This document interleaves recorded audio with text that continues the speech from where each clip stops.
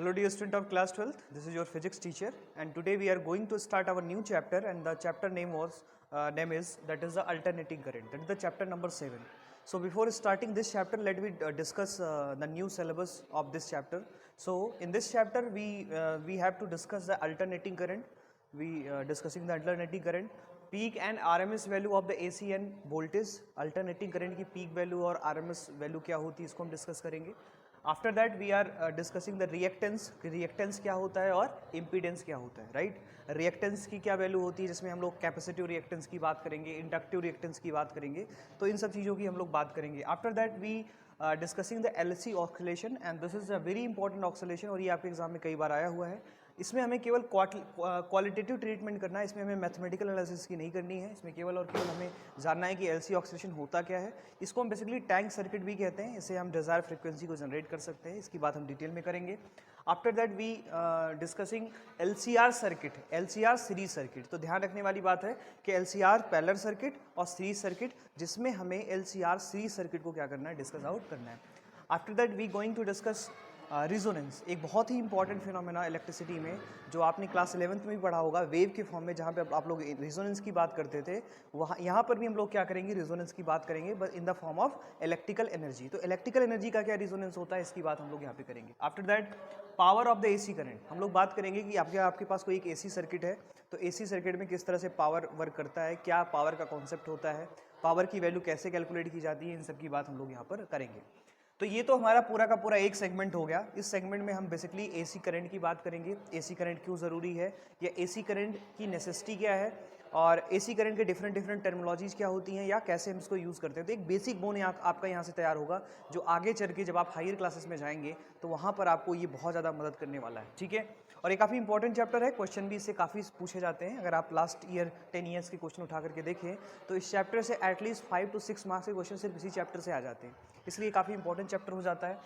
इसमें दो डिवाइसेस के बारे में हमें पढ़ना है, जिसमें हम लोग AC जनरेटर, हम लोग बात करेंगे किस तरह से AC को जनरेट किया जाता है, AC जनरेटर की बात करेंगे, जिसको हम लोगों को इलेक्ट्रोमैग्नेटिक इंडक्शन चैप्टर के साथ ही पढ़ना चाहिए था, लेकिन क्योंकि सिलेबस में ये चैप्टर नंबर 7 में रखा गया है, इसलिए हम लोग इसको यहाँ पर स्टडी करेंगे कि AC का जनरेशन कैसे होता है, right. After that we are going to discuss a very important device, जिसकी बेसिस पे आज ये जो एनर्जी का ट्रांसमिशन है ये हो पाया है, या फिर दूर तक हम एनर्जी को भेज पाते हैं, वो है आपका ट्रांसफार्मर, जो कि आपका इलेक्ट्रोमैग्नेटिक इंडक्शन सेल्फ और म्यूचुअल इंडक्टेंस पे बेस्ड होता है. और म्यूचुअल इंडक्टेंस की बात हम लोग पिछले लेक्चर में कर चुके हैं. तो आई होप इतनी बात आप लोगों के समझ में आ गई होगी. ये हमारा सिलेबस है और इस सिलेबस के अकॉर्डिंग ही हमें पढ़ना है, इससे न कम न इससे ज़्यादा. हमें इस सिलेबस को स्ट्रिक्टली फॉलो करना है और इसके एक एक टॉपिक को बहुत अच्छे से समझना है. तो अब हम लोग अपना चैप्टर स्टार्ट करते हैं, जिसमें हम ये बात करेंगे कि इलेक्ट्रिक करंट बेसिकली क्या है और इसको किस तरह से AC और DC में कन्वर्ट किया गया, हमें AC की ज़रूरत क्यों है और हमें DC की ज़रूरत क्यों है, दोनों की अपनी एक इंपॉर्टेंस है, तो इसकी बात हम लोग करेंगे. तो आइए देखते हैं हम लोग अपना चैप्टर, तो अपने लेक्चर को आगे बढ़ाते हैं और हम लोग बात करते हैं कि AC करंट होती क्या है. So let we discuss that. So आप लोगों ने पढ़ा है कि अगर आपके पास कोई कंडक्टर है और उस कंडक्टर के क्रॉस अगर आपने पोटेंशियल ड्रॉप अप्लाई किया, मान लीजिए आपके पास एक कंडक्टर है और इस कंडक्टर के अलॉन्ग आपने पोटेंशियल ड्रॉप अप्लाई किया या पोटेंशियल डिफरेंस आपने अप्लाई किया है, तो इसके अंदर के जो इलेक्ट्रॉन्स हैं वो चार्ज कैरियर का काम करेंगे और एनर्जी को ट्रांसफर करेंगे, और क्यू एनर्जी जो है यहाँ से चल करके यहाँ पर आ जाएगी, हायर पोटेंशियल से लोअर पोटेंशियल की तरफ. तो ध्यान देने वाली है, इलेक्ट्रॉन तो इधर मूव करेगा लेकिन एनर्जी का जो मोशन होगा इधर की तरफ होगा. तो ध्यान देने वाली बात यह है कि this is known as the electric current. अगर इलेक्ट्रॉन का फ्लो किसी भी कंडक्टर के अंदर हो रहा है, और उसके लिए फॉर्मूला आपने पढ़ा है I = dq/dt, right. The rate of change of flow, ये आपने पढ़ा है छोटी क्लासेस से ही, या फिर आपने इस चैप्टर में भी पढ़ा कि the rate of flow of electric current is known as the rate of flow of electric charges is known as the electric current. क्या कहते हैं इसे हम, इलेक्ट्रिक करंट कहते हैं, और इसकी जो यूनिट होती है वो क्या होती है, एम्पियर होती है. It is measured in the ampere, ठीक है. तो ये बेसिक जो है टर्मिनोलॉजी आप जानते हैं कि जब पोटेंशियल डिफरेंस अप्लाई आप करेंगे किसी कंडक्टर के क्रॉस, तो उसमें करंट का प्रोडक्शन हो जाएगा, और करंट का प्रोडक्शन होगा तो वहाँ पे एक रेजिस्टेंस क्रिएट हो जाएगा, ठीक है. बट जब हम करंट को डिवाइड करते हैं, करंट को जब हम क्लासीफाइड करते हैं, तो यहाँ पर हमें दो तरह की करंट निकल करके आती हैं. पहला तो हमें DC करंट पता चलता है कि DC करंट होती है. दूसरी करंट जो होती है वो होती है बेटा AC करंट, अल्टरनेटिंग करंट. इसको हम लोग क्या कहते हैं, this is known as the direct current, ठीक है. तो डायरेक्ट करंट क्या होता है, इसमें टाइम के रिस्पेक्ट में अगर हम करंट का ग्राफ बनाएं तो हम देखते हैं कि इसका जो मैग्नीट्यूड होता है वो हमेशा फिक्स होता है, मतलब ये कांस्टेंट मैग्नीट्यूड का होता है। इसीलिए आप डीसी करंट से बहुत ज़्यादा अफेक्टेड नहीं होते हैं। जब भी डीसी करंट जैसे बैटरी से जो एनर्जी हमें मिलती है या सेल से जो एनर्जी मिलती है उसे हम क्या करते हैं, डायरेक्ट करंट कहते हैं। ठीक है, तो ये जो आपके पास ये डीसी करंट है, इससे जो एनर्जी मिलती है वो स्टेडी करंट होती है, मतलब इसका जो मैग्नीट्यूड होता है वो वेरी आउट नहीं करता through out the time, through out the circuit. इसका जो वैल्यू होता है वो हमेशा क्या होता है, कांस्टेंट होता है। तो एक बैटरी से, एक सेल से या इलेक्ट्रोकेमिकल सेल से जो एनर्जी मिलती है वो क्या कहलाती है, डायरेक्ट करंट कहलाती है। हालांकि हम लोग एसी को भी डीसी में कन्वर्ट कर सकते हैं, हमारे पास कुछ ऐसे डिवाइसेस होते हैं जिसका यूज़ हम लोग करते हैं।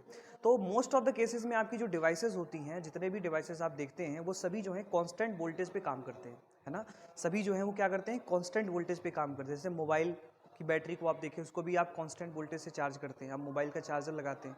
ठीक है, एसी को डीसी में कन्वर्ट करके आप लोग जो है इसको यूज़ में लाते हैं। ठीक है, अच्छा, इंपॉर्टेंट बात यह है कि हम डीसी करंट को स्टोर कर सकते हैं। अगर हमारे पास कोई जो है एक अगर हमारे पास जो है एक बैटरी है, तो उस बैटरी में हम लोग, या आपने कैपेसिटर के बारे में पढ़ा है, तो कैपेसिटर में हम लोग डीसी करंट को क्या करते हैं, लंबे समय तक स्टोर करके रख सकते हैं। लेकिन एसी में ऐसा नहीं है। एसी में क्या होता है, अगर अल्टरनेटिंग करंट की बात करें तो अल्टरनेटिंग करंट की बात करें तो इसमें क्या होता है कि जो करंट का मैग्नीट्यूड होता है वो क्या होता है, कॉन्टिन्यूसली होता है, चेंज होता रहता है इन द डिफरेंट डायरेक्शन। लगातार उसका जो मैग्नीट्यूड, आप देखिए इसका मैग्नीट्यूड बढ़ रहा है और बढ़ते बढ़ते मैक्सिमम हो गया, फिर कम होता गया, जीरो हो गया, फिर नेगेटिव डायरेक्शन में गया। तो इस तरह से जो ये एसी करंट, अल्टरनेटिंग करंट होती है, अल्टरनेटिंग करंट का जो मैग्नीट्यूड होता है करंट का या वोल्टेज का, वो हमेशा क्या होता है, वेरिएट होता रहता है। वो क्या करता रहता है, वेरिएट होता रहता है। उसमें जो इसकी वैल्यूज होती हैं वो हमेशा चेंज होती रहती हैं। ठीक है, सो ये चीज़ें आप थोड़ी सी समझते रहिए। डीसी करंट क्या होती है, एसी करंट, जो छोटी क्लासेस से आप पढ़ते आए हैं। तो इसमें बहुत ज़्यादा डिटेल पे बात नहीं करेंगे हम लोग, केवल और केवल किसकी बात करेंगे, अल्टरनेटिंग करंट की बात करेंगे। जो डीसी करंट होता है इसका सिंबॉलिक रिप्रेजेंट कुछ इस तरह से हम लोग करते हैं, और जो आपके पास एसी करंट होता है इसका सिंबॉलिक रिप्रेजेंट हम लोग क्या करते हैं, इस तरह से कहते हैं। एसी करंट को हम लोग साइनोसाइडल करंट भी कहते हैं, साइनोसॉइडल करंट भी क्या करते हैं, कहते हैं, या वेव, क्या कहते हैं इसे, साइनोसॉइडल करंट कहते हैं। अब आपने शायद इसके वेव फ्रंट को देखा होगा या इसके वेव डायग्राम को देखा होगा, तो ये बिल्कुल से किसकी तरह है, जैसे आप लोगों ने क्लास 11th में वेव का चैप्टर पढ़ा था। उस वेव के चैप्टर में आप लोगों ने इस तरह की एक वेव को जो है बनाया था कि इस तरह से एक वेव होता है। एक सिंपल पेंडुलम का जो मोशन होता है उसके मोशन का ग्राफ अगर डिस्प्लेसमेंट और टाइम के बीच में बनाएं तो आप देखते हैं कि इसमें क्या होता है, इस तरह का ग्राफ क्या होता है, जनरेट होता है। तो सिमिलरली ये इसके कुछ कॉन्सेप्ट जो हैं वो बिल्कुल वेव की तरह हैं। तो आप इस बात को ध्यान में रखेंगे कि इसके जो इक्वेशंस हैं वो भी बिल्कुल से वेव की तरह आते हैं और बिल्कुल से वही एनालॉजी ली जाती है जहाँ जैसे हम लोगों ने वहाँ पर समझा था। ठीक है, तो आई होप इतनी बात समझ में आ गई होगी आप लोगों के। अब हम लोग बात करते हैं कि अल्टरनेटिंग करंट क्या होती है, उसके बारे में हम लोग डिटेल में बात करते हैं। तो देखिए शुरू में तो हमारे पास डीसी करंट ही थी। ठीक है, एडिसन साहब थे, एडिसन साहब के साथ जो है और भी बहुत सारे लोग जुड़े हुए थे जिन्होंने इस पर काम किया था। और इसमें एक निकोला टेस्ला नाम के साइंटिस्ट, उन्होंने सजेशन दिया कि जो डीसी करंट होती है उसको हम ज़्यादा दूर तक नहीं भेज सकते हैं। अगर आपके पास कोई कंडक्टर है, ध्यान से समझिएगा, डीसी करंट जो है, अगर आपके पास कोई कंडक्टर ए और बी है और मान लीजिए इन दोनों ए बी पॉइंट के बीच की डिस्टेंस जो है वो 50 किलोमीटर है। अब आप डीसी करंट को अगर इसमें भेजना चाहेंगे तो आप जानते हैं कि हीटिंग इफेक्ट जनरेट होगा और I²RT, राइट, करंट की वैल्यू, क्योंकि मैग्नीट्यूड इसमें फिक्स होगा। तो ऐसी सिचुएशंस में क्या होगा, बेटा, ऐसी सिचुएशन में जो है वोल्टेज का ड्रॉप जो होगा बहुत ज़्यादा होगा। ठीक है, वोल्टेज का ड्रॉप क्या होगा, बहुत ज़्यादा होगा, हीटिंग इफेक्ट प्रोड्यूस ज़्यादा होगा और आपकी करंट यहाँ तक बहुत ही कम पहुँच पाएगी। ठीक है, तो इस प्रॉब्लम को दूर करने के लिए, ट्रांसमिशन प्रॉब्लम इसे कहते हैं, कि डीसी को हम बहुत ज़्यादा दूर तक नहीं भेज सकते हैं। अगर हम बहुत ज़्यादा दूर तक भेजते हैं तो उस वहाँ पे एनर्जी का लॉस होता है और हम ये चाहते हैं साइंस में कि हमारी एनर्जी कम से कम लॉस हो। तो इसके लिए निकोला टेस्ला साहब ने ये सजेशन दिया कि जो है हम लोग जो है एसी पर काम करें। हालांकि एसी बहुत पहले से ही बनाई जा चुकी थी, क्योंकि हमें जो है इलेक्ट्रोमैग्नेटिक इंडक्शन के थ्रू जो है करंट को बनाना आ गया था। ये कैसे हुआ था, मैंने आपको बताया था कि अगर आपके पास एक कॉइल है, इस कॉइल को आपने अमीटर से जोड़ दिया और इसके पास एक मैग्नेट को क्या कर रहे हैं, आप लेकर के आ रहे हैं, तो हम देखते हैं कि इसमें इंड्यूस करंट जनरेट हो गया। और क्योंकि एक बार इसको पास में लाना है फिर दूर ले जाना है, तो इसमें कुछ इस तरह की करंट क्या होगी, जनरेट होगी। एक बार इसका मैग्नीट्यूड बढ़ेगा, फिर कम होगा, फिर जीरो होगा, फिर इस तरह से। तो बेसिकली ये जो इलेक्ट्रोमैग्नेटिक इंडक्शन का प्रोसेस था, ये बेसिक कॉज था अल्टरनेटिंग करंट के जनरेशन का। ठीक है, कि जब हम किसी भी मैग्नेटिक फ्लक्स में चेंज करेंगे तो होगा क्या, मैग्नेटिक फ्लक्स में जब चेंज होगा तो क्या होगा, एक इलेक्ट्रिक करंट जनरेट हो जाएगा।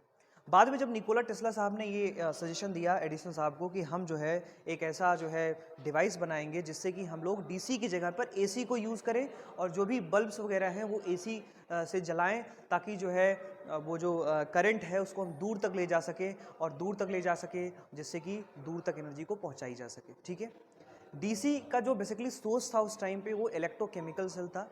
इलेक्ट्रोकेमिकल सेल था। कुछ हद तक जो है हमने काम करना स्टार्ट कर दिया था कि हम लोग कैसे जो है इसको स्टोर करें या इस तरह की चीज़ों पे काम करना स्टार्ट कर दिया था।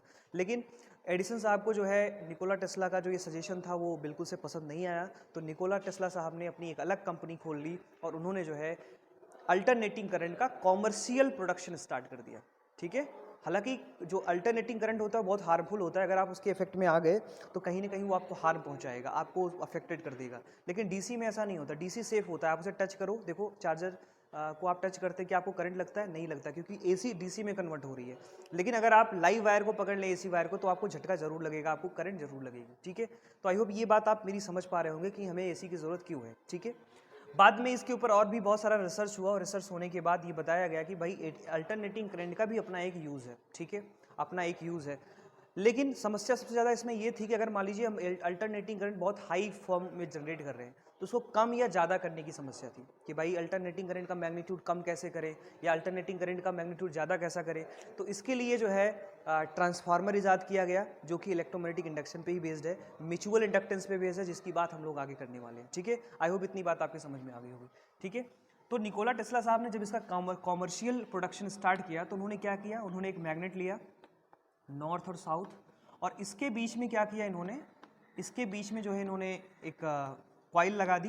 अब ये कॉइल को साथ में यहाँ पे इन्होंने इस तरह से कुछ अरेंजमेंट किया कि भाई ये रोटेट करेगा। इसके ऊपर इन्होंने, शायद आपने एसी मोटर क्लास 10th में पढ़ा भी होगा, यहाँ पे हम और डिटेल में बात करें, यहाँ पे कार्बन के बुसेस लगा दिए, ये स्लिपिंग रिंग्स थी, है ना, और इसके साथ एक आर्मेचर लगा दिया और इसमें टारबाइन लगा दिया और इस पर इन्होंने वाटरफॉल से जो है या फिर जो पानी की बहुत तेज़ धारा जो है इस पर गिराई, जिसकी वजह से ये घूमता था और इसके साथ ये कॉइल भी क्या होती थी, घूमती थी। जब ये कॉइल घूमती थी तो यहाँ आप देखिए ये मैग्नेट तो फिक्स है, लेकिन ये कॉइल को आप रोटेट करा रहे हो, रिलेटिव मोशन हो रहा है इनके बीच में। अगर रिलेटिव मोशन हो रहा है तो यहाँ पे इलेक्ट्रिक करंट जनरेट हो जाएगी और ये क्या करते थे, इसको पावर हाउस में ले जाते थे और पावर हाउस से वो दूर दूर तक जो है इस इलेक्ट्रिक करंट को भेजते थे। इसमें कॉस्ट बहुत कम आती थी और एनर्जी का लॉस भी बहुत कम होता था। ठीक है, इसलिए ये जो डिवाइस थी बहुत ही इंपॉर्टेंट हुई। तो एसी करंट का जनरेशन कुछ यहाँ से हुआ, तो ये बात आपके समझ में आ गई होगी। अब हम लोग टॉपिक पे आते हैं कि एसी करंट आखिर होती क्या है, राइट।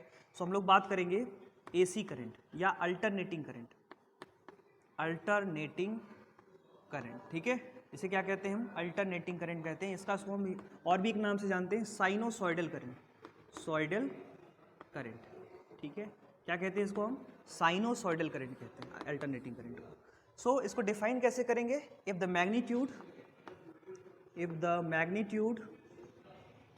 मैग्नीट्यूड ऑफ करंट और वोल्टेज, क्योंकि करंट है, वोल्टेज है तभी करंट है, राइट, ईएमएफ है तभी वोल्टेज है, ईएमएफ है तभी करंट है।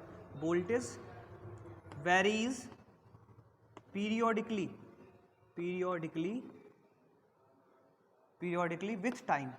ठीक है, अगर किसी भी ऐसे करंट का मैग्नीट्यूड लगातार पीरियोडिकली चेंज हो रहा है, पीरियोडिकली का मतलब ऐसे फंक्शन जो साइन और कॉस के फंक्शन को क्या करते हैं, फॉलो करते हैं, ऐसे फंक्शन को हम लोग क्या कहते हैं, साइन फंक्शन, कॉस फंक्शन, या इसको हम पीरियोडिक फंक्शन कहते हैं, राइट। तो जो अल्टरनेटिंग करंट होता है वो अपने मैग्नीट्यूड को पीरियोडिकली क्या करता है, चेंज करता है। दैट्स मीन इसका जो इक्वेशन होगा उसमें हमेशा साइन या कॉस थीटा जरूर आएगा। ठीक है, इस बात का याद रखना, इस बात को आप समझते रहना। तो अब अगर मैं इसका डायग्राम बनाऊं, ग्राफिकल रिप्रेजेंटेशन करूं, तो मैं देखता हूं अगर यहाँ से जीरो है, इधर की तरफ मैं टाइम को ले रहा हूँ, इधर की तरफ मैं करंट को ले रहा हूँ, तो देखिए इसका मैग्नीट्यूड पहले तो बढ़ता है, फिर वेरी करते करते मैक्सिमम पे पहुँच जाता है, फिर डिक्रीज करता है, फिर जीरो हो गया, फिर ये जाता है नेगेटिव में, फिर से ये क्या होता है, जीरो। तो ये कंप्लीट ऑक्सीलेशन ये क्या करता है, कंप्लीट करता है, राइट। यहाँ से बढ़ता है, बढ़ने के बाद फिर नीचे आता है, फिर नीचे जाता है, फिर बढ़ता है। ठीक है, तो इस तरह से ये क्या करता है, एक कंप्लीट ऑक्सीलेशन कंप्लीट करता है। ठीक है, क्योंकि अब यहाँ पे अगर आप ध्यान से समझे तो ये जो है इसकी पीक वैल्यू है, this is known as the peak value. ये सिलेबस में हमने नोट किया था पीक वैल्यू क्या होती है। तो ये जो मैक्सिमम एम्पलीट्यूड है करंट का, इसे हम कहते हैं पीक वैल्यू और इसे हमको आई नॉट से रिप्रेजेंट करते हैं, we represented by the I naught, इसे हम लोग आई नॉट से रिप्रेजेंट करते हैं। अब मैं अगर इसको टाइम के फंक्शन में या मैं इसको जो है एंगल के फॉर्म में लिखूँ, रेडियन के फॉर्म में लिखूँ, तो मैं कुछ इस तरह से लिख सकता हूँ कि जब ये यहाँ पे रहा होगा उस टाइम पे टाइम जीरो रहा होगा, यहाँ पे जब पहुँचा होगा उस टाइम पे t/4 टाइम हो गया होगा, यहाँ पे जब पहुँचा होगा तो टाइम t/2 हो गया होगा, और यहाँ पे जब पहुँचा होगा तो टाइम 3t बाई, यहाँ पे 3t/4 हो गया होगा, और जब आगे पहुँचा होगा तो वहाँ पे कितना हो गया, t/2 हो गया होगा, ठीक है। सॉरी, आगे जब पहुँचा होगा तो यहाँ पे कितना हो गया होगा, t हो गया होगा, ठीक है। तो इस तरह से जो हम इस फंक्शन को क्या कर सकते हैं, समझ सकते हैं, ठीक है। तो t/2, 3t/4 और ये t, तो इस तरह से ये फंक्शन आप समझ सकते हैं कि यहाँ पे जब टाइम रहा होगा तो टाइम का 4th टाइम रहा होगा, यहाँ पे जब पहुँचा होगा तो t/2 हो गया होगा, यहाँ पे जब पहुँचा होगा तो इसमें देखो आप t/2 यहाँ पे हो गया होगा, हाफ टाइम हो गया होगा। अब यहाँ पे t/4 और ऐड कर दोगे आप, तो t/4 ऐड करोगे तो 3t/4 हो जाएगा ये, ठीक है। और यहाँ पे जब पहुँचा होगा तो t होगा। तो इस तरह से ये टाइम के अकॉर्डिंग जो है ये कंप्लीट ऑक्सीलेशन कंप्लीट कर रहा है, ठीक है। अब ये एक कंप्लीट ऑक्सीलेशन कंप्लीट करने में ये एसी करंट जितना टाइम लेता है उसे आप टाइम पीरियड कहते हैं, क्योंकि ये वेव के फॉर्म में, मैंने अभी आपको समझाया था कि जो ये साइनोसॉइडल वेव है, साइनोसॉइडल वेव इसलिए क्योंकि ये साइन के फंक्शन को क्या करता है, फॉलो करता है। अब आपने शायद, आप थोड़ा सा रिकॉल करिए, 11th क्लास में आपने पढ़ा था कि अगर आपके पास कोई साइनोसॉइडल वेव है जो साइन फंक्शन को फॉलो करता है तो उसका इक्वेशन होता है y = a sin omega t, right. ये फॉर्मूला आप लोगों ने शायद क्लास में पढ़ा होगा, अगर नहीं पढ़ा तो एक बार जा करके देख लें। तो y = a sin omega t, तो सेम इक्वेशन हम लोग यहाँ पे लिख सकते हैं, कैसे, आई को हम कहते हैं इंस्टेंटेनियस वैल्यू। इंस्टेंटेनियस वैल्यू का मतलब क्या है कि हर एक टाइम पे इसकी वैल्यू चेंज हो रही है according to its time and its angle, ठीक है। तो instantaneous current, equation of the instantaneous current will be equal to maximum current, मतलब peak value of the current, multiplied by the sine omega t, ठीक है। ये आपके पास एक equation निकल के आता है, this is the sinusoidal equation of the AC current, right. तो एसी करंट का इक्वेशन क्या होता है, I = I0 sin omega t, जहाँ पे I0 क्या है, peak value of the current, omega क्या है, एंगुलर फ्रीक्वेंसी, राइट, और ओमेगा की वैल्यू होती है बेटा 2π/t, 2π/t, या ऐसे लिख सकते हो आप 2πf, जहाँ पे f क्या है, फ्रीक्वेंसी है, राइट। तो ये फ्रीक्वेंसी में बताता है, और जहाँ पे t क्या है, t इसके टाइम को बताता है, कितने टाइम में कैसे वेरिएशंस हो रहे हैं, और उसके अकॉर्डिंग इसके एंगल को हम लोग क्या कर सकते हैं, फाइंड आउट कर सकते हैं। तो अगर मुझे इसको एंगल के फॉर्म में लिखना हो तो मैं लिख सकता हूँ कि यहाँ पे जब था तो 0, यहाँ पे तब था तो π/2 हो गया, और यहाँ पे जब पहुँचा तो कितना हो गया, पाई हो गया, और यहाँ पे 3π/2 हो गया, और यहाँ पे कितना हो गया, 2π हो गया। तो एक कंप्लीट ऑक्सीलेशन में जो एसी करंट होता है वो 2π एंगल क्या कर लेता है, सस्पेंड कर लेता है। तो अगर मैं पूछूं कि इसका नेट मैग्नीट्यूड क्या होगा करंट का, तो आप कहोगे सर तो इसमें कोई करंट ही नहीं फ्लो हो रही, 0 हो गया, है ना। हाफ साइकिल में आई गया प्लस आई, और नेगेटिव साइकिल में माइनस आई, तो टोटल करंट कितनी, 0। तो नेट जो करंट हो जाएगी इसमें क्या हो जाएगी, 0 हो जाएगी, ठीक है। लेकिन फिर भी इसका यूज हम लोग करते हैं, और इससे जो है हम अलग अलग वैल्यूज को क्या करते हैं, कैलकुलेट आउट करते हैं।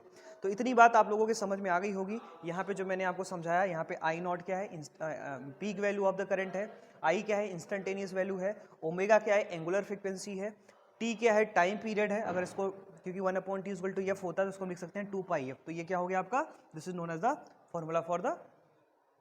Formula for the angular frequency. तो इस तरह से हम लोग क्या कर सकते हैं, इसकी वैल्यूज को निकाल सकते हैं और उसको हम कैलकुलेट कर सकते हैं, ठीक है।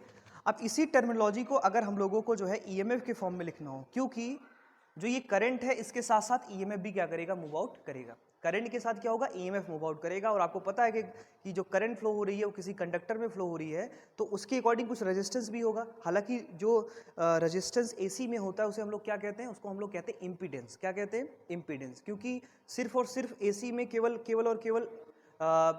कंडक्टर की वजह से जो रेजिस्टेंस होता है उसकी वजह से ही रेजिस्टेंस नहीं होता, और भी जो एलिमेंट्स होते हैं जैसे इंडक्टर हो गया, कैपेसिटर हो गया, तो इन सबको मिला करके जो नेट रेजिस्टेंस बनता है उसे हम लोग क्या कहते हैं, इंपीडेंस कहते हैं। और एसी का जो रेजिस्टेंस होता है उसको हम कैपिटल जेड से रिप्रेजेंट करते हैं, जिसको हम लोग क्या कहते हैं, इंपीडेंस कहते हैं, ठीक है। आई होप इतनी बात आपके समझ में आ गई होगी। तो मैंने आपसे क्या कहा, मैंने आपसे कहा कि आपके पास अगर करंट है तो ये ऑब्वियसली है, ये ट्रू है कि इसके साथ ईएमएफ भी क्या हो रहा होगा, ट्रैवल कर रहा होगा, क्योंकि भाई ईएमएफ है या पोटेंशियल डिफरेंस है तभी करंट फ्लो होगा। ओम्स लॉ ये कहता है, ठीक है। तो अगर ओम्स लॉ को देखा जाए तो V = क्या होता है बेटा, IR होता है। तो अगर मैं V और I के बीच में एक रिलेशन बनाऊं कि V और I में से कौन सा बड़ा होगा, तो मैं यहाँ से रिलेशन बना सकता हूँ कि V is always greater than I। मतलब पोटेंशियल जो होगा वो हमेशा, पोटेंशियल का मैग्नीट्यूड जो होगा it is always greater than current. Potential का मैग्नीट्यूड हमेशा करंट से क्या होगा, ज्यादा होगा। तो अगर इसी ग्राफ में मैं पोटेंशियल को बनाना चाहूँ तो मैं कुछ इस तरह से बना सकता हूँ। देखिए ध्यान दीजिएगा, ये दूसरा वाला ग्राफ जो मैं इसमें ड्रॉ कर रहा हूँ, इसमें जो दूसरा वाला ग्राफ ड्रॉ कर रहा हूँ किसका है, ये तो आपका ईएमएफ का हो गया। अच्छा ईएमएफ कह रहा हूँ या पोटेंशियल कह रहा हूँ, तो इन दोनों का मतलब आप समझ रहे हैं इसका क्या मतलब है। ईएमएफ और पोटेंशियल ओपन सर्किट वोल्टेज में बराबर होते हैं, इसलिए इसको मैं ईएमएफ भी कह ले रहा हूँ और इसको मैं पोटेंशियल भी कह ले रहा हूँ, ठीक है। तो ये हो गया ईएमएफ, और ये क्या हो गया बेटा, करंट, ठीक है। तो करंट और ईएमएफ कुछ इस तरह से वेरी करते हैं। अगर आप इस डायग्राम को देख पा रहे हैं अच्छे से तो आई होप ये बात आपके समझ में आ रही होगी। अब हम लोग सेम इक्वेशन किसके लिए लिख सकते हैं, ईएमएफ के लिए लिख सकते हैं। तो हमारे पास मान लीजिए E is equal to E naught sine omega t, जहाँ पे E क्या है, it is known as the instantaneous EMF. क्या कहते हैं इसको हम, इंस्टेंटेनियस ईएमएफ कहते हैं। E नॉट क्या है, E not is the peak value of the EMF होता है, जहाँ पे ओमेगा क्या है, एंगुलर फ्रीक्वेंसी है, टी क्या है, टाइम है, और टाइम के अकॉर्डिंग क्या करता है, ये वेरी करता है। ठीक है, आई होप इतनी बात आपको क्लियर हो गई होगी। अब हम लोग आगे बात करेंगे। अच्छा, एक इंपॉर्टेंट बात मैं और आपको बता दूं कि जो अल्टरनेटिंग करंट है, अल्टरनेटिंग करंट क्या हो रहा है कि उसका जो मैग्नीट्यूड है वो क्या कर रहा है, लगातार जो है वेरी कर रहा है ना, टाइम के साथ लगातार क्या कर रहा है, वेरी कर रहा है। तो अगर इसके इफेक्ट को हम लोग डिफाइन करें तो इसके इफेक्ट को डिफाइन करने के लिए या इसकी इफेक्टिव वैल्यू को बताने के लिए हम लोगों को एक मीन वैल्यू बतानी पड़ेगी, है ना। जैसे आप कहते हैं कि अगर वैल्यू लगातार चेंज हो रही है और मैं आपसे पूछूं कि बताओ भाई करंट की वैल्यू क्या है, तो आप कहोगे सर कि जब ये फर्स्ट सेकंड पे था तो इतना मैग्नीट्यूड था, सेकंड पे था इतना मैग्नीट्यूड था, या टी जैसे जैसे चेंज हो रहा है। देखो T/4 पे तो ये मैक्सिमम था, जब T/2 हुआ तो 0 हो गया, फिर T/3 T/4 हुआ तो फिर क्या हो गया, मैक्सिमम होगा नेगेटिव डायरेक्शन में।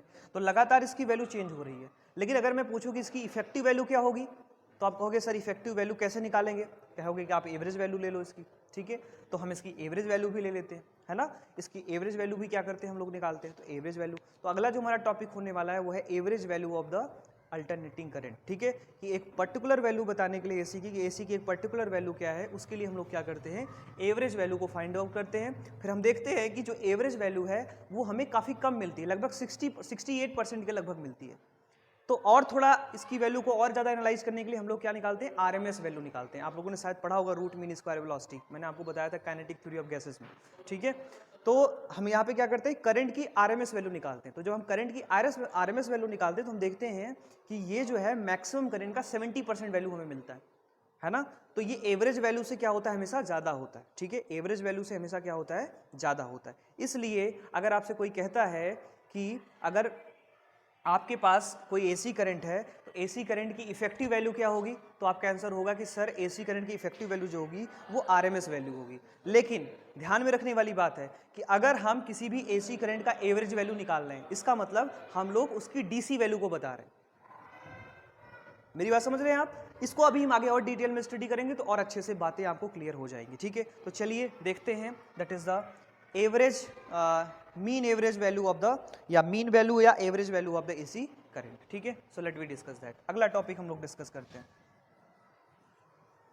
बेटा आप लोग इसको, इस चैप्टर को बहुत सीरियसली लें। ये चैप्टर मैं डिटेल में आपको बता रहा हूँ क्योंकि ये चैप्टर काफ़ी इंपॉर्टेंट है, इससे काफ़ी सारे क्वेश्चन बनते हैं, इसलिए जो है इस चीज़ को आप बहुत अच्छे से समझते रहें। ठीक है, तो चलिए हम लोग आगे बात करते हैं मीन वैल्यू ऑफ द, या average value of the AC current. Average value of AC current. ठीक है, एसी करंट की हम लोग क्या करेंगे, एवरेज वैल्यू फाइंड आउट करेंगे। ठीक है, अब एवरेज वैल्यू निकालते कैसे हैं, तो इसके दो मेथड है निकालने के, है ना। एसी करंट का एवरेज वैल्यू निकालने का क्या होता है, दो मेथड है। ठीक है, अब देखो जब कोई वैल्यू वेरी कर रही होती है, ध्यान से मेरी बात समझो, जब भी कोई वैल्यू वेरी कर रही होती है तो हम लोग क्या करते हैं, या कोई वैल्यू इनरेगुलर शेप की होती है या वैल्यू लगातार चेंज हो रही है, तो उसके लिए हम लोग क्या करते हैं, इंटीग्रेशन मेथड का यूज करते हैं। किसका यूज करते हैं, इंटीग्रेशन मेथड का यूज करते हैं। तो हम लोग यहाँ पर भी एवरेज वैल्यू निकालेंगे।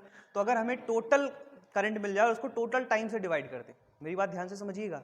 एवरेज निकालने के लिए हम लोग क्या करते हैं, एवरेज निकालने के लिए हम लोग क्या करते हैं, टोटल जो, जैसे मान लीजिए कि हमें डिस्प्लेसमेंट निकालना है। मान लीजिए कोई एक कार है, वो लगातार क्या कर रही है, मोशन कर रही है। ठीक है, और मुझे इसकी एवरेज वैल्यू निकालनी है। तो एवरेज वैल्यू निकालने के लिए देखिए एवरेज टर्म को ऐसे लिखा जाता है। ठीक है, मुझे डिस्प्लेसमेंट की एवरेज वैल्यू निकालनी है या average value of the displacement निकालनी है। तो उसके लिए मैं क्या करूंगा, टोटल डिस्प्लेसमेंट को dt के रिस्पेक्ट में क्या करूंगा, डिफरेंशिएट कर दूंगा फ्रॉम द लिमिट, यहाँ से यहाँ तक। ठीक है, उसके बाद इसको मैं टोटल टाइम से क्या करूंगा, डिवाइड कर दूंगा। तो टोटल टाइम निकालने के लिए integration of dt by dt को ऐड करते जाओगे, t आ जाएगा। और यहाँ पर डिस्प्लेसमेंट को आप क्या कर लो, डिस्प्लेसमेंट को आप, क्योंकि डिस्प्लेसमेंट जो है वो t का फंक्शन है, जैसे x है ना, x किसका फंक्शन है, t का फंक्शन है, x is the function of t। तो बेटा आप इसको dt के रिस्पेक्ट में आप क्या करो, इंटीग्रेट कर दो, तो आपको टोटल डिस्प्लेसमेंट पता चल जाएगा।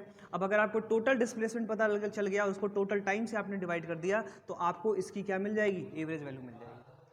बात समझ में आ गई क्या, आई होप ये बात आपको क्लियर हो गई होगी, ठीक है। तो इस तरह से हम लोग क्या करते हैं, एवरेज वैल्यू निकालते हैं। तो AC की भी एवरेज वैल्यू हम लोग क्या करेंगे, कुछ इसी तरीके से क्या करेंगे, कैलकुलेट आउट करेंगे। तो देखते हैं कि कैसे इसकी वैल्यू को हम लोग कैलकुलेट आउट करेंगे।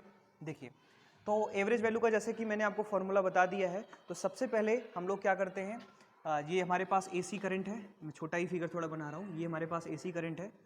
अब ध्यान देने वाली बात ये है कि यहाँ टाइम 0 था, यहाँ पे जो टाइम था वो T/4 था, यहाँ पे जो टाइम था वो बेटा क्या था, वो T/2 था, यहाँ पे जो टाइम था वो 3T/4 था, और यहाँ पे जो टाइम था वो कितना था, T था।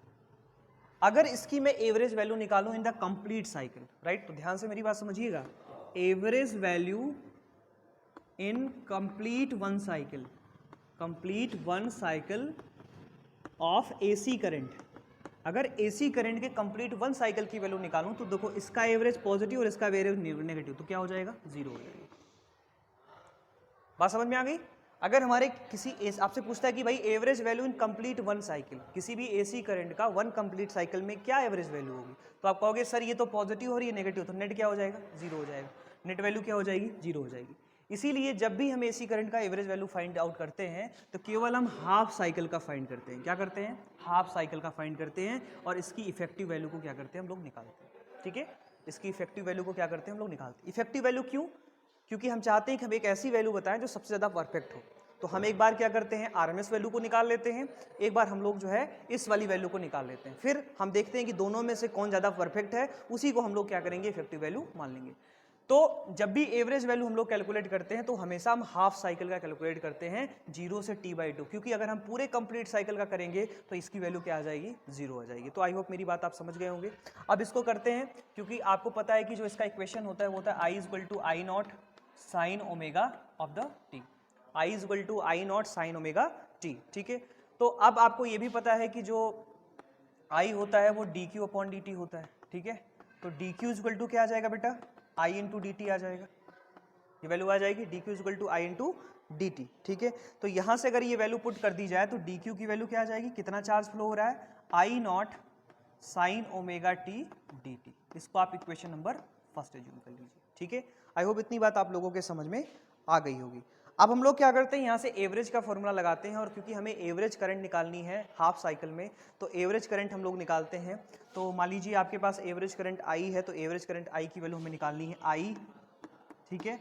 Average value of the current, AC current will B integration of the I dt। अभी मैंने आपको बताया था करंट को dt के रेस्पेक्ट, क्योंकि I is the function of time, देखो I में क्या आ रहा है, t आ रहा है, तो I is the function of t, तो मैंने इंटीग्रेशन ऑफ, और इसको कहाँ से कहाँ तक करना है, 0 से T/2, क्योंकि हम हाफ साइकिल का निकाल रहे हैं, इसलिए हम लोग क्या करेंगे, 0 से T/2।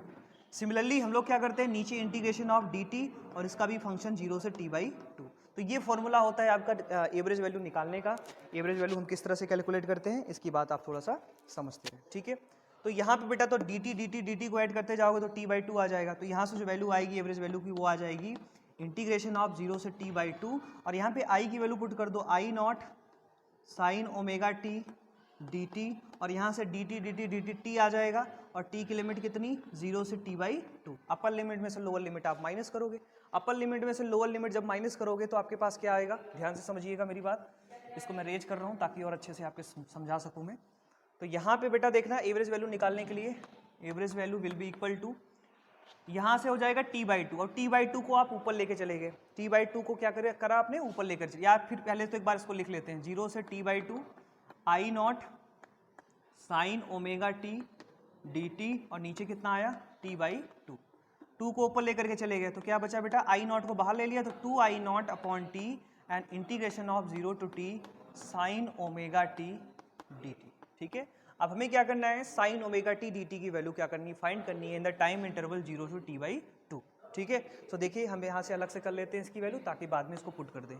सो इंटीग्रेशन ऑफ 0 से T/2, एक बार आप इसे याद कर लें ताकि अच्छे से समझ में आ जाए, dt। तो इसका जब इंटीग्रेशन हम लोग करेंगे तो साइन का क्या होता है बेटा, कॉस होता है, साइन का क्या होता है, कॉस होता है, माइनस कॉस होता है, तो यहाँ से आ जाएगा माइनस कॉस ओमेगा टी, और जब ओमेगा का करोगे तो क्या आ जाएगा, ओमेगा नीचे आ जाएगा, और इसकी लिमिट क्या आएगी, 0 से T/2, ठीक है। अब जब ये वैल्यू आप यहाँ पे पुट करते हो, जब आप वैल्यू यहाँ पे पुट करते हो तो एक वैल्यू और निकल के आ जाती है, 2I0 ओमेगा इंटू टी, ठीक है। और यहाँ से वैल्यू निकल के आएगी माइनस कॉस ओमेगा टी, और इसकी वैल्यू क्या, 0 से t/2। ठीक है, इतनी बात आपके समझ में आ गई होगी। अब हम लोग क्या करते हैं, इसमें वैल्यूज़ को पुट करते हैं। यहाँ पे एक बार क्या करेंगे, कॉस ओमेगा टी की वैल्यू 0 रखेंगे और एक बार t/2, क्योंकि यहाँ माइनस साइन लगा हुआ है इसलिए ये सीक्वेंस उल्टा हो जाएगा। ठीक है, देखिएगा 2i0 अपॉन ओमेगा टी, और यहाँ से देखिएगा क्या आ जाएगा, क्योंकि माइनस साइन है तो इसके लिमिट को हम उल्टा कर सकते हैं। आपने पढ़ा होगा, अगर माइनस साइन को हटाते हैं तो ये 0 ऊपर चला जाएगा और t/2 नीचे आ जाएगा। अगर यहाँ नेगेटिव साइन लगाए, आप समझ रहे होंगे कि इसका जो लिमिट होता है वो उल्टा हो जाता है। या फिर आप रख करके देखें तो माइनस पहले आएगा तो उसको बाद में लिखोगे तो बात वही होती है। तो 2i अपॉन ओमेगा टी, और यहाँ से क्या आ जाएगा, देखिए कॉस की वैल्यू एक बार 0 रखिए, अपर लिमिट 0, भाई टी की जगह पे 0 रखा तो ये पूरा फंक्शन 0 हो जाएगा, मतलब ये पूरा एंगल क्या हो जाएगा, 0 हो जाएगा। तो cos 0 minus upper limit minus lower limit cos omega, और यहाँ पे t/2 लिख लिया आपने। ठीक है, अब ध्यान दीजिएगा कॉस 0 की वैल्यू कितनी होती है, कॉस 0 की वैल्यू बेटा हो जाती है 1। तो यहाँ से देखो क्या वैल्यू आ जाएगी, 2i0 अपॉन ओमेगा टी, और यहाँ से बेटा तुम्हारा हो जाएगा 1 माइनस, यहाँ पे देखिएगा कॉस ओमेगा टी को हम लिख सकते हैं 2π/t, इसको लिख सकते हैं हम 2/π/t, और यहाँ से देखो बेटा t/2, तो 2 से कैंसिल हो गया और t से कैंसिल हो गया, और कॉस पाई की वैल्यू कितनी आ जाएगी, ध्यान से समझिएगा। कॉस पाई की वैल्यू होती है कॉस 180, है ना, और कॉस 180 को लिख सकते हो आप कॉस 90 + 90, है ना, और ये माइनस साइन 90, और साइन 90 की वैल्यू क्या होती है बेटा, 1 होती है ना। तो क्या आ जाएगा, -1, क्या आ जाएगा बेटा, -1, क्योंकि यहाँ माइनस लगा हुआ है तो यहाँ -1 आ जाएगा। ठीक है, तो इसकी वैल्यू क्या हो गई, -1 हो गई। तो उसको मैं रेज करके लिख दे रहा हूँ। तो यहाँ देखो क्या वैल्यू आ जाएगी, this will B 2i0 omega T, and this will B 1 -1। ठीक है, और ये इस तरह से होगा। ठीक है, अब इसको रिजॉल्व कर लीजिए। इसको जब रिजॉल्व करेंगे, बहुत ध्यान से इसको करिएगा, पूरा का पूरा मैथमेटिकल, ये पूरा का पूरा चैप्टर जो है वो मैथमेटिक्स से रिलेटेड है, इसलिए बहुत ध्यान से चीज़ों को करिएगा ताकि आगे चीज़ें समझ में आ जाएं। चलिए, तो यहाँ से बेटा आ गया 2i0, यहाँ से एवरेज वैल्यू हम लोग फाइंड कर रहे हैं करंट की, तो यहाँ से बेटा आ जाएगा 2i0 अपॉन ओमेगा टी, है ना, omega T, right, and here will be, this is the 1 minus, ये प्लस हो जाएगा और ये फिर आ जाएगा 2, तो ये हो गया तुम्हारा कितना, 4i0, ये हो गया 4i0 upon omega into T. ठीक है, 4i0 ओमेगा इंटू टी। अब यहाँ पे क्या किया आपने, ओमेगा की वैल्यू रख दी। कितनी होती है ओमेगा की वैल्यू, ओमेगा की वैल्यू होती है बेटा 2π/t, यहाँ से t हो गया, t से t कैंसिल हो गया। ठीक है, अब t से t कैंसिल हो गया तो देखो कितना, 2 2 ज़ा 4, तो यहाँ हो गया 2i0 अपॉन पाई। ठीक है, इतनी बात क्लियर हो गई, 2i0 अपॉन पाई।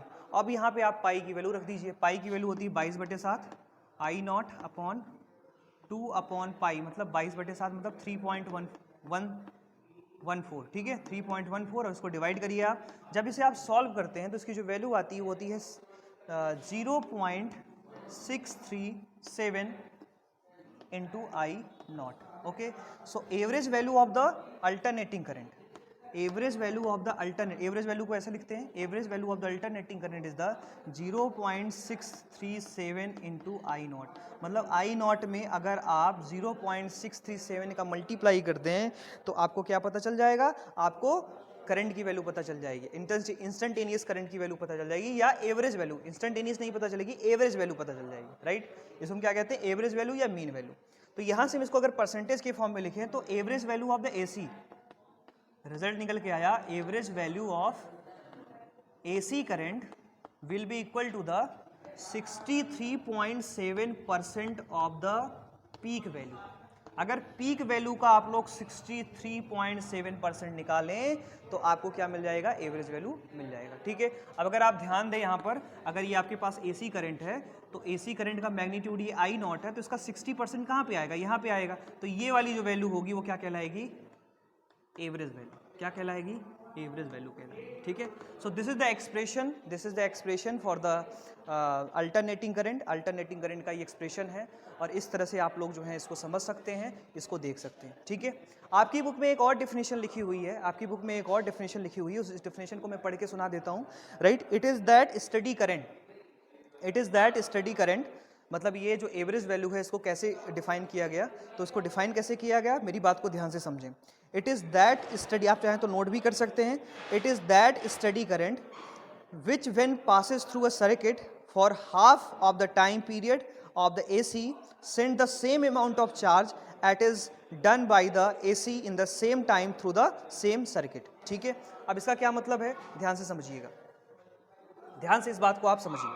ठीक है, आपके पास एक AC सर्किट है, ये आपके पास क्या है, एक AC सर्किट है, ये आपके पास एक AC सर्किट है और इस AC सर्किट को आपने ऐसे लगा लिया है। मान लीजिए इसमें से कुछ करंट फ्लो हो रही है और इस करंट की वजह से, और इसमें जो है आप इसको 0 से t/2 टाइम के लिए इसमें आप करंट फ्लो करा रहे हो और इसमें जो है 20 कूलम का चार्ज क्या हो रहा है, फ्लो हो रहा है।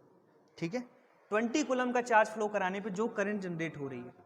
ठीक है, फिर से ध्यान से समझिए, अगर आपके पास एक AC सर्किट है, अगर आपके पास एक AC सर्किट है, उसमें आप करंट 0 से t/2 मतलब हाफ सेकेंड के लिए आप लोग क्या करें, करंट फ्लो करा रहे हैं, तो उसमें से कुछ करंट फ्लो हो रही है और मान लेते हैं कि उसमें से Q चार्ज जो है, Q कूलम का चार्ज जो है फ्लो हो रहा है।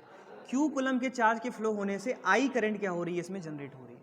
ठीक है, तो ये I को हम एवरेज वैल्यू, इसकी एवरेज वैल्यू निकालने के लिए हम अगर इस तरह से समझें कि इस पूरे सर्किट को अगर एक DC सोर्स से जोड़ दिया जाए और इस DC सोर्स से जोड़ने के बाद अगर इसमें 20 कूलम का चार्ज क्या हो रहा है, फ्लो हो रहा है उस टाइम, या Q कूलम का चार्ज फ्लो हो रहा है उस टाइम पर इसमें जो करंट फ्लो हो रही होगी DC सर्किट में, वो इस करंट की इंस्टेंटेनियस या इस करंट की एवरेज वैल्यू कहलाएगी। क्या कहलाएगी, एवरेज वैल्यू। ठीक है ना, ये किताब में डेफिनेशन लिखी हुई, लेकिन जो पहला मेथड है काफ़ी आसान है, उसे अच्छे से कर सकते हैं। फिर से सुनिए, इट इज द मतलब average value of the AC current is the study current, study current का मतलब direct current, which when passes through a circuit for half of the time period of the AC send the same amount of charge as is done in the AC। मतलब कि अगर आपके पास एक AC circuit है, इस AC circuit को आप half time के लिए क्या कर रहे हैं, ऑपरेट कर रहे हैं, और मान लीजिए उसमें से Q चार्ज क्या हो रहे हैं, फ्लो हो रहे हैं इसमें, और Q चार्ज के फ्लो होने से जो करंट जनरेट हो रही है उसे हम एवरेज वैल्यू कहेंगे यदि सेम सर्किट को एक DC से जोड़ दिया जाए और इसे सेम टाइम के लिए इसमें फ्लो कराया जाए और उतना ही चार्ज फ्लो कराया जाए जितना चार्ज इसमें फ्लो कराया जा रहा था। उस टाइम पे जो DC में जो करंट निकल करके आएगी, जो स्टडी करंट निकल के आएगी, उसे हम कहेंगे average value of the AC। ठीक है, आई होप ये बात आपके समझ में आ गई होगी। ठीक है, ये बात आपको समझ में आ गई होगी और ये आपको क्लियर हो गया होगा। ठीक है, so this is the second method to find the average value of the AC current. ठीक है, ये क्लियर हो गया होगा। अब हम लोग बात करेंगे root mean square value of the AC। ठीक है, root mean square value of the AC। अब देखिए, जब हम root mean square value of the AC find करते हैं तो जो वैल्यू हमें मिलती है, it is the 70% of the, मैं पहले ही आंसर आपको बता रहा हूँ, 70% of the peak value of the current. Peak value जो I नॉट है उसका जो RMS वैल्यू होगा वो क्या होगा, 70% होगा, जो कि इस एवरेज वैल्यू से क्या है, ज़्यादा है। एवरेज वैल्यू से क्या है, ज़्यादा है, क्योंकि इसमें हम रूट मीन स्क्वायर वेलोसिटी निकाल रहे हैं, इसलिए कभी भी कंप्लीट साइकिल में करंट जीरो नहीं होगी। राइट, एवरेज तो जीरो हो सकती है, लेकिन अब क्या है, ये जो एवरेज वैल्यू हमें मिल रही है ये केवल और केवल हाफ साइकिल के लिए मिल रही है। हमें क्या करना है, हमारा जो टास्क है वो टास्क ये है कि हम चाहते हैं कि हमारा करंट भी जीरो ना हो और हमें सारी वैल्यू पता भी चल जाए। तो इसके लिए हम लोग निकालते हैं रूट मीन स्क्वायर, वर्ड्स पे ध्यान देंगे, root mean square value of current. ठीक है, कौन सा current, AC current. Right, root mean square value of the AC, इसको हम लोग कहते हैं I इफेक्टिव। क्या कहते हैं बेटा, I इफेक्टिव, बिकॉज ये हमें मोस्ट प्रीसियस वैल्यू निकाल करके देता है। एवरेज वैल्यू में आप लोगों ने देखा था कि अगर आपके पास एक कंप्लीट साइकिल में AC करंट है और इस AC करंट में करंट फ्लो हो रही है, तो ऐसी सिचुएशन में होता क्या है कि हम लोग एवरेज वैल्यू सिर्फ हाफ साइकिल का ही निकाल पाते हैं, केवल हाफ साइकिल का ही AC जो है हम लोग क्या करते हैं, फाइंड आउट कर पाते हैं। लेकिन अगर हम लोग रूट मीन स्क्वायर वैल्यू निकालें तो हम इस कंप्लीट AC सर्किट का क्या कर सकते हैं, कितने भी टाइम के लिए 0 से t तक के बीच में इंटीग्रेट करके इस कंप्लीट साइकिल का हम लोग क्या निकाल सकते हैं, रूट मीन स्क्वायर वैल्यू निकाल सकते हैं। और आप जानते हैं कि जब भी किसी भी वैल्यू का रूट मीन स्क्वायर वैल्यू निकाला जाता है तो उसका जो साइन होता है वो हमेशा पॉजिटिव ही रहता है। ठीक है, इस वजह से इस पे साइन का कोई विशेष जो है फंक्शन नहीं पड़ता, बहुत ज़्यादा असर नहीं पड़ता, हमें जो है एक परफेक्ट वैल्यू निकल करके मिलती है। इसी वजह से हम लोग root mean square value of AC को क्या कहते हैं, effective value of the AC current. ठीक है, तो इसके भी दो मेथड्स हैं, एक तो सिंपल वाला मेथड मैं आपको बता रहा हूँ सबसे पहले। ठीक है, तो रूट मीन स्क्वायर तो मान लीजिए आपके पास कोई एक AC करंट है, एज्यूम दैट कि आपके पास एक AC करंट है, ये आपके पास AC करंट है, अल्टरनेटिंग करंट है, लाइक दैट। अब इसमें इसके मैग्नीट्यूड्स लगातार क्या हो रहे हैं, चेंज हो रहे हैं। मैं एक सिंपल मेथड आपको बता दूं कि इसमें मान लीजिए करंट चेंज हो रहा है, यहाँ पे I1, यहाँ पे I2, यहाँ पे I3, इस तरह से करंट क्या हो रहा है, चेंज हो रहा है। अब इन सभी वैल्यूज का सबसे पहले क्या लें, इधर से शुरू करें, स्क्वायर लें, फिर उसके बाद मीन लें, फिर उसके बाद रूट ले लें। तो जो वैल्यू निकल के आएगी उसे कहेंगे रूट मीन स्क्वायर वैल्यू। क्योंकि हमें जनरल फॉर्मेशन डिराइव करना है, इसलिए हम लोग क्या करेंगे, इसमें मैथमेटिकल एनालिसिस की करेंगे। सबसे पहले हम लोग समझते हैं कि कैसे निकालेंगे, इसका मतलब क्या है।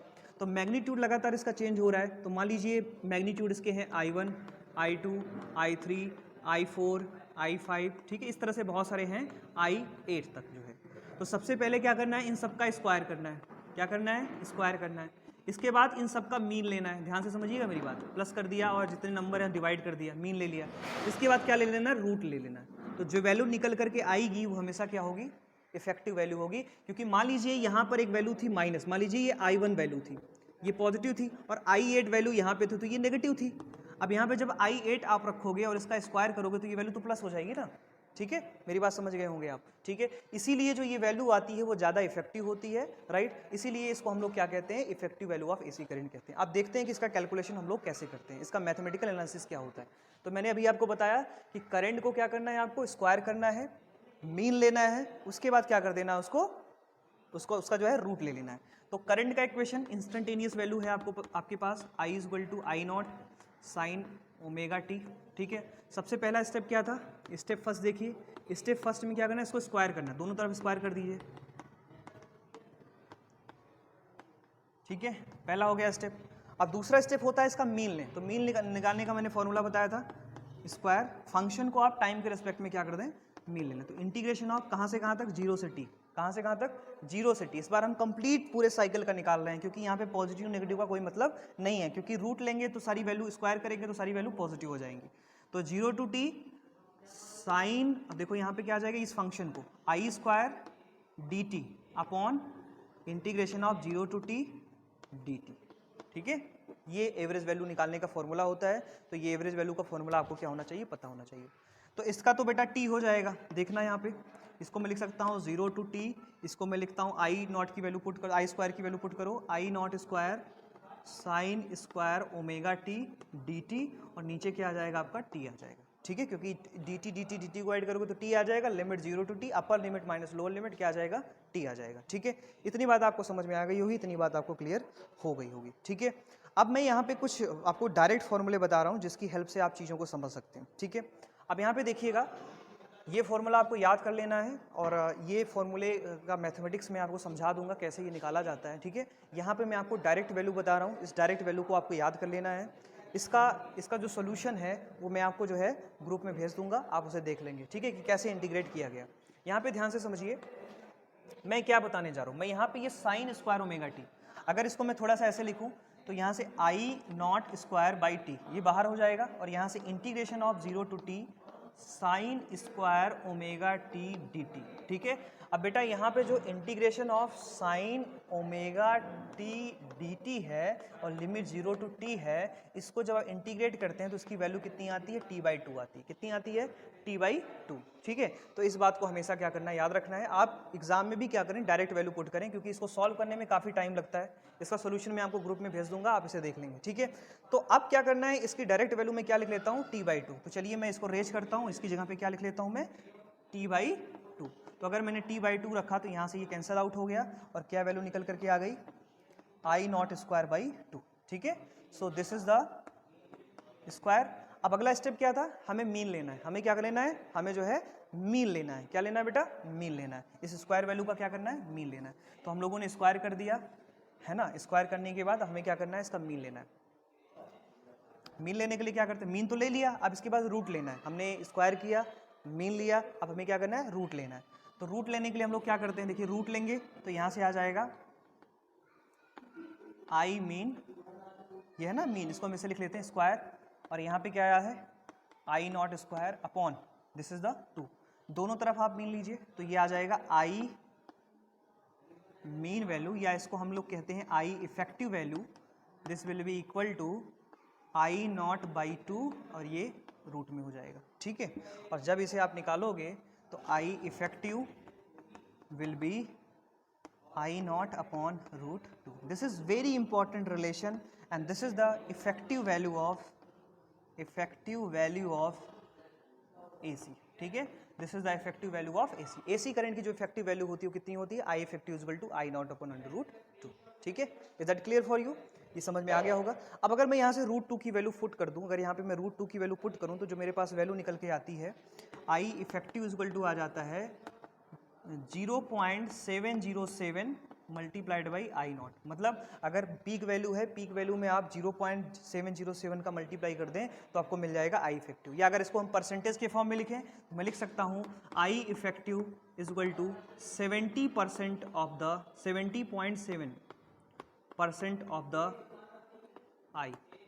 तो पीक वैल्यू का जो 70.7% होता है ये क्या होता है? AC का इफेक्टिव वैल्यू होता है. सो इफेक्टिव वैल्यू क्या होता है बेटा? इफेक्टिव वैल्यू जो होता है वो पीक वैल्यू का, किसी भी अल्टरनेटिंग करंट के पीक वैल्यू का अगर हम 70% निकाल लें, 70.7% निकाल लें तो हमें क्या पता चल जाता है? इफेक्टिव वैल्यू पता चल जाता है. Okay, so this is the most important thing और यही डेरिवेशन आपके एग्जाम में आता है. एवरेज वाला तो उतना नहीं पूछा जाता बट ये इफेक्टिव वाला वैल्यू जो है आपसे बहुत ज़्यादा पूछा जाता है. इस पर न्यूमेरिकल्स भी आते हैं और इस पर न्यूमेरिकल्स हम लोग देखेंगे. ठीक है, आई होप इतनी बात आप लोगों की समझ में आ गई होगी. अब इसका दूसरा मेथड मैं आपको समझा रहा हूँ कि दूसरे मेथड में हम लोग कैसे जो है इसको समझ सकते हैं. तो आपकी बुक में जो डिफिनेशन दी हुई है, it is that steady current which passes, same जैसे हम लोगों ने वहां पे किया था. वहां पे क्या था? वहां पे चार्ज था. यहाँ पे क्या है? एनर्जी है. ठीक है, यहाँ पे क्या है? एनर्जी है. वहां पे क्या था बेटा? वहां पे हम लोग चार्ज की बात कर रहे थे. यहाँ पे हम लोग क्या कर रहे हैं? यहाँ पे हम लोग एनर्जी की बात कर रहे हैं. ठीक है, तो अब मैं स्टेटमेंट अगर इसका पढ़ता हूँ तो it is that steady current which passes through a resistance for a given time will provide the same amount of energy as the alternating current does not in the same resistance in the same time. मतलब does in the same resistance in the same time. ठीक है, इसका क्या मतलब है? इसको समझिए कि वो उतनी करंट है जो क्या करता है? हीटिंग इफेक्ट या एनर्जी का लॉस करता है जब आप सेम अमाउंट ऑफ करंट को क्या करते हैं? वहां पर फ्लो करते हैं. देखिए आपने क्या किया? एक रेजिस्टेंस लिया, इस रेजिस्टेंस को आपने एक AC से जोड़ दिया. ठीक है, और सेम सिचुएशन जो है आपने इस सेम रेजिस्टेंस को लिया. मान लीजिए रेजिस्टेंस R है और इसको जो है आपने एक DC सोर्स से जोड़ा. किससे जोड़ा? DC सोर्स से जोड़ा. तो जब आप इससे जोड़ेंगे तो इसके अक्रॉस जो है कुछ वोल्टेज का ड्रॉप होगा, कुछ एनर्जी का ड्रॉप होगा और इसमें करंट I फ्लो हो रही होगी. ठीक है, तो इसका जो इफेक्टिव, इस AC वैल्यू का जो इफेक्टिव वैल्यू होगा, मान लीजिए इसके क्रॉस कुछ वोल्टेज का ड्रॉप हुआ, मान लीजिए इसके क्रॉस एनर्जी का ड्रॉप हुआ 50 जूल का, 50 जूल की एनर्जी क्या हो गई? लॉस हो गई. अब सेम इंस्ट्रूमेंट आप लोगों ने एक DC सोर्स के साथ जोड़ दिया और DC सोर्स के साथ आपने देखा कि इसमें भी क्या करना है? आपको वोल्टेज ड्रॉप कितना रखना है? 50 जूल का वोल्टेज ड्रॉप आपको देखना है कि 50 जूल का जब वोल्टेज ड्रॉप होता है उस टाइम पे जो यहाँ पे करंट फ्लो हो रही होगी वो किसकी वैल्यू हो रही होगी? आई इफेक्टिव की वैल्यू होगी. ठीक है, सो आई इफेक्टिव की वैल्यू जैसा कि हमने कैलकुलेट किया था 70%, 70.7% ऑफ द आई नॉट. अगर आपके पास कोई एक AC करंट है, ये आपके पास AC करंट है, अगर इसका आप 70% निकाल लें ये, ठीक है, तो अगर इसका आप 70.7% निकाल लें तो आपको क्या पता चल जाएगा? आपको जो है आई इफेक्टिव पता चल जाएगी, AC की इफेक्टिव वैल्यू क्या है. ठीक है, क्लियर हो गया हो. अब इसमें एक इंपॉर्टेंट चीज़ है कि DC अमीटर और DC वोल्ट मीटर जो ऑलवेज होते हैं वो क्या मेजर करते हैं? वो हमेशा एवरेज वैल्यू मेजर करते हैं. देखिए DC अमीटर और DC अमीटर और DC वोल्ट मीटर ये हमेशा क्या ही मेजर करते हैं? ये एवरेज वैल्यू को मेजर करते हैं, है ना, क्योंकि DC करंट में हमेशा क्योंकि दोनों तरफ नहीं होता इसलिए वहाँ पे वैल्यू मिलती है, राइट. लेकिन AC में ऐसा नहीं होगा. कभी आप DC अमीटर को आप AC सर्किट में जोड़ दो तो क्या होगा? एक बार निडल इधर की तरफ जाएगी, एक बार निडल इधर की तरफ जाएगी, तो हाफ साइकिल में इधर की तरफ जाएगी, हाफ साइकिल में इधर की तरफ जाएगी, तो आपको वैल्यू नहीं मिलेगी. ठीक है, बात समझ में आ रही है? इसी तरीके से हम वोल्ट मीटर का भी यूज़ करते हैं, राइट. अब जब किसी भी AC करंट को आप AC वोल्ट मीटर को या AC अमीटर को आप लोग सर्किट में लगाते हैं तो हमेशा क्या बताता है? इफेक्टिव वैल्यू बताता है. क्या बताता है? इफेक्टिव वैल्यू बताता है. ठीक है, तो ये मैंने आपको समझाने का प्रयास किया कि किस तरह से जो है हम लोग इफेक्टिव वैल्यू और इफेक्टिव चीज़ों को निकाल सकते हैं. ठीक है, अगले लेक्चर में हम लोग जो है ग्राफिकल रिप्रेजेंटेशन की बात करेंगे कि किस तरह से जो हम लोग AC का ग्राफिकल रिप्रेजेंटेशन करते हैं, उसका फेजर डायग्राम क्या होता है और किस तरह से जो है हम लोग जो है उसमें जो है फेज को निकालते हैं, फेज डिफरेंस क्या होता है, और बहुत सारी बातें हम लोग करने वाले हैं कि जब अलग अलग कंपोनेंट्स में हम लोग करंट को फ्लो कराते हैं तो कितनी करंट फ्लो होती है। तो आज के लेक्चर में इतना ही। तो आप लोग पढ़ते रहें और जो भी वीडियोस भेजे जाते हैं उसको प्रॉपर वे में आप लोग देखें, प्रॉपर नोट्स बनाएं, ठीक है, क्योंकि बोर्ड का एग्ज़ाम आपके पास लगभग जो है 4 to 6 मंथ का 5 मंथ का टाइम है। इसके बाद तो आपका एग्ज़ाम ही स्टार्ट हो जाएगा, तो इसलिए प्रिपरेशन जारी रखें, राइट। और हम प्रयास करेंगे कि इस वीक में आपका ये पूरा चैप्टर क्या हो जाए, कंप्लीट हो जाए, ठीक है। मतलब जो आपका पीए सेकंड एग्जाम होने वाला है उससे पहले आपकी फर्स्ट बुक पूरी की पूरी क्या हो जाए, कंप्लीट हो जाए। तो आज के लिए इतना ही। Thank you so much.